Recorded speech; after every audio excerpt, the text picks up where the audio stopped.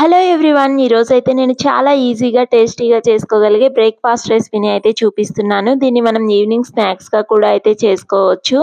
దీనికోసం మనకు ఇడ్లీ పిండి కానీ దోశ పిండి కానీ ఉంటే సరిపోతుంది. అదే అండి, గుంత పొంగనాలు అయితే వేస్తున్నాను.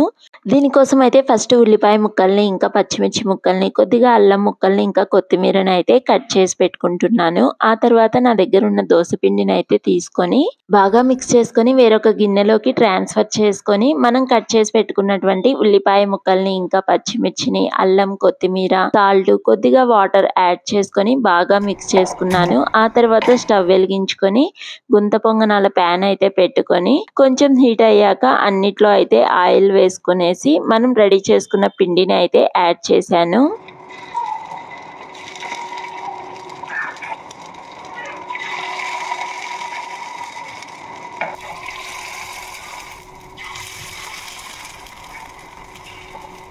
అలా అన్ని గుంతల్లోకి పిండిని అయితే పోసేసి మంటను మీడియం ఫ్లేమ్లో పెట్టుకొని ఒక 3 మినిట్స్ అయితే ఉడికించాను. ఆ తర్వాత స్పూన్ తీసుకొని రెండో సైడ్ కూడా తిప్పేసి మరో 3 మినిట్స్ అయితే మంటను మీడియం ఫ్లేమ్లో పెట్టుకొని ఉడికించుకున్నాను. ఇలా మన గుంత పొంగనాలు అయితే రెడీ అయిపోయాయి. దీనిలోకి అల్లం చట్నీ అయినా పల్లీ చట్నీ అయినా చాలా టేస్టీగా ఉంటుంది. మాకైతే చాలా బాగా నచ్చాయి. ఎప్పుడు దోశలు ఇడ్లీలు కాకుండా ఈ పిండితోటి ఇలా ట్రై చేసి చూడండి.